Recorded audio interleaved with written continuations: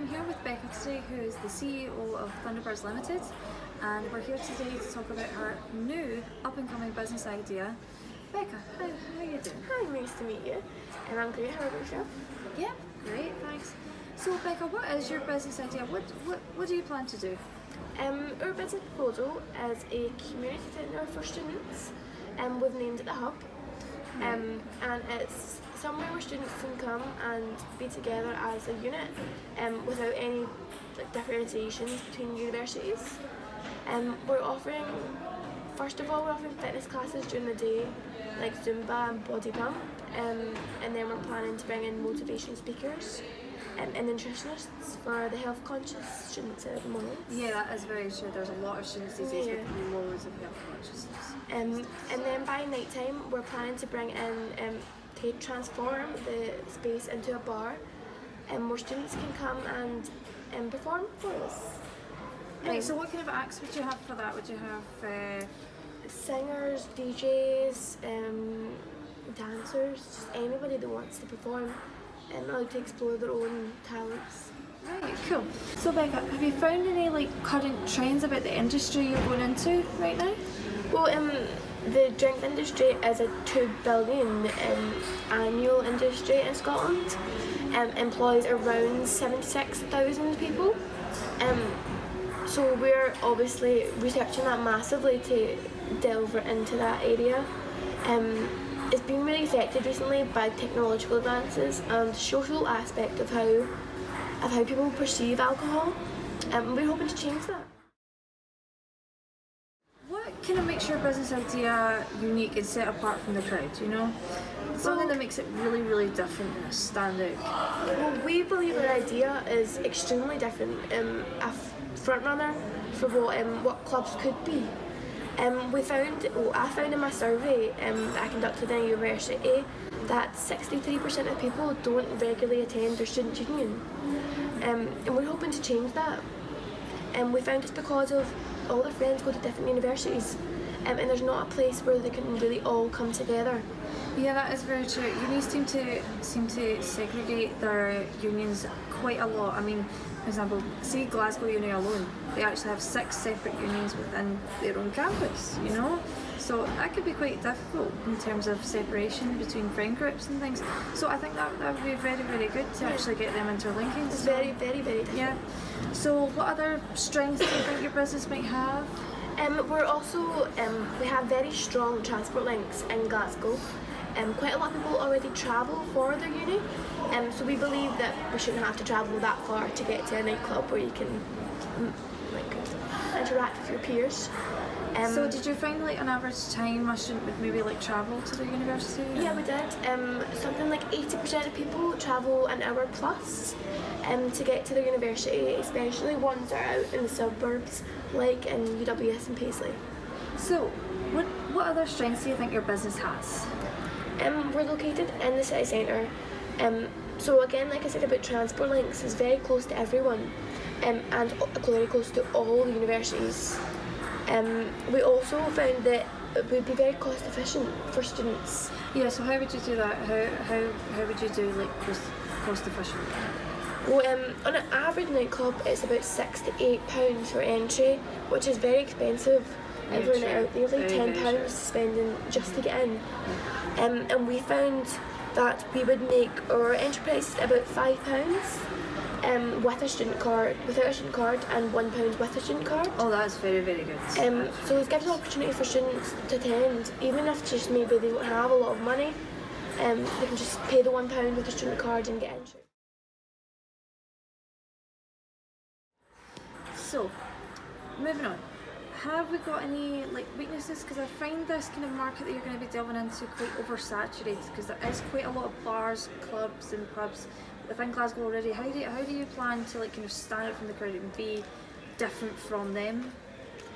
Like I previously said before, we're going to be a front runner by pushing forward with something new and something unique, something that you don't see very much. That oversaturation in the market is with everyday nightclubs. This is going to be a community centre for students. We found a survey again that's conducted by myself found that 80% of people only go to the same nightclub every single week, and they're bored of it. They want somewhere new, somewhere different, somewhere just for them. You kind of have like a plan to price like things that you'd sell, such as alcohol, for example.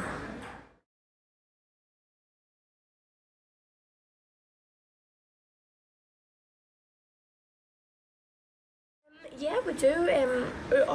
We have an opportunity where we can be profitable. We found that our initial start cost would be about 25,000, and our running costs from then on, every 3 months, be about £100,000, just for like the buying back in of alcohol. But we've done some projections and we found that our nightclub would averagely hold about 400 people. Right. And with the average student spending around 40 to 50 to 60 pounds. Wow, that is quite a lot for a student night out. On a night out. We found that within the year we could make around £1 million in profit. Wow, that is some projection. But that's excluding if there's any surprises in there. We've also found that the opportunity to link within all the unis would be great for students, especially the fitness classes. With all the students are health conscious now, they all care about what they go to, what they attend, their gym. And we found it an opportunity for students to come together and exercise. It's going to be very good, profitably, and for our students' mental and physical health. So Becca, is there any potential threats you could be facing with your new business idea? Well, yes, however, there is. It's a very high risk business due to the startup costs and the running costs, and the possibility that no one could come. And we have major competition within Glasgow City Centre. So we are looking at how it can affect our business in the long run, the threats that could come at us. So, is there any kind of other things that would influence kind of challenges with your business, such as like the recent economic downturn that we've experienced? External factors that we think. Yeah, like external factors. Yeah. Yes. Well, yeah. We found that licensing laws is going to be a massive hurdle for us to try and get over. Because it can affect our opening times, when we have a licence till when we can serve alcohol. We've also found that we have to adhere to the minimum wage. That's going to be a big cost for you guys, definitely. But we've even found that we're going to pay our workers the living wage, and we're going to be a living wage employer. So we are going to have to make sure that everyone's paid appropriately. Because it could affect us, and we have to make sure that we're staying on track with when it goes up. Yeah, that is very true. Also economically, with the recent downturn in the economy, where people have less disposable income than ever before, so our low prices, our low entry prices, and our low alcohol prices will hopefully pull people into our establishment and fill it up. Yeah. Do you find there to be any like kind of social kind of aspects of this, or? Yeah, a bar is the cultural hub of any friend group in Scotland, especially. Our society is built on drinking. We've found it's the cultural hub for our social life for our student as well. So we're going to have to make sure that we're incorporating that. Remember that students are both students. Yeah. Around exam time it will be quieter, around like that kind of aspect. On holidays are busier. We've also found that the increasing population means that there's more students going to university, there's more people attending those kind of places, so we're going to have to make sure it's large enough to hold all the people. Yeah, exactly. How big would your club exactly be? Well, I've previously said before, our capacity is going to be about 400. Right, that's quite a lot of people, isn't it? Yeah.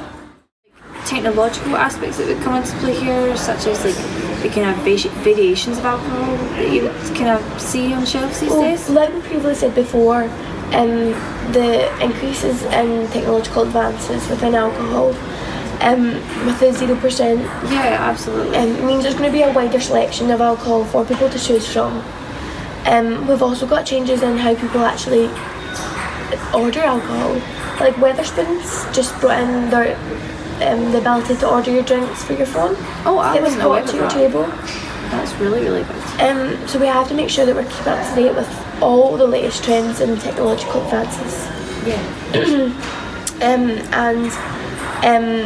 The increasing advertising of alcohol means that students see it every day. We hear about alcohol every day in Scotland. So people are changing what they drink.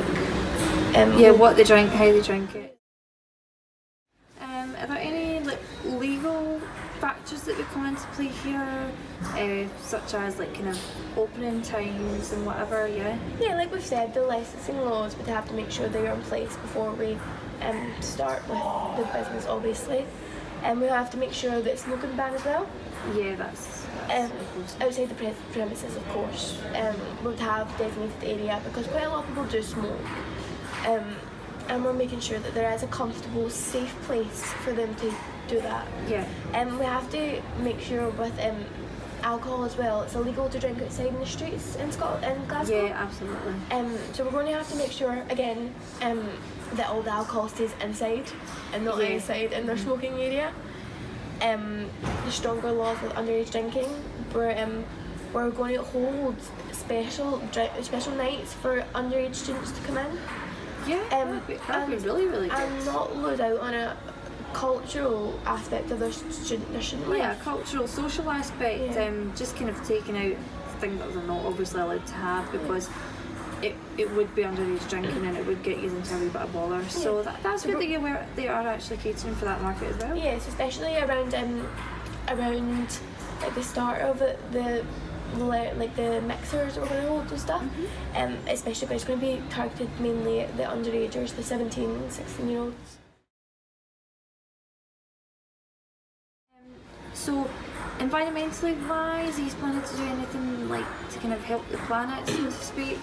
Well, we're going to make sure that our carbon footprint isn't a big one. We're going to be using the eco-friendly light bulbs in our establishment. And we're going to make sure that we're recycling all the time and getting rid of our wastes properly. So making sure it's not a massive carbon so footprint. you're reducing your carbon footprint as much as you can. Yeah. Right, that's really, really good, Becca. Okay, so it was nice meeting you today. Thank you very much.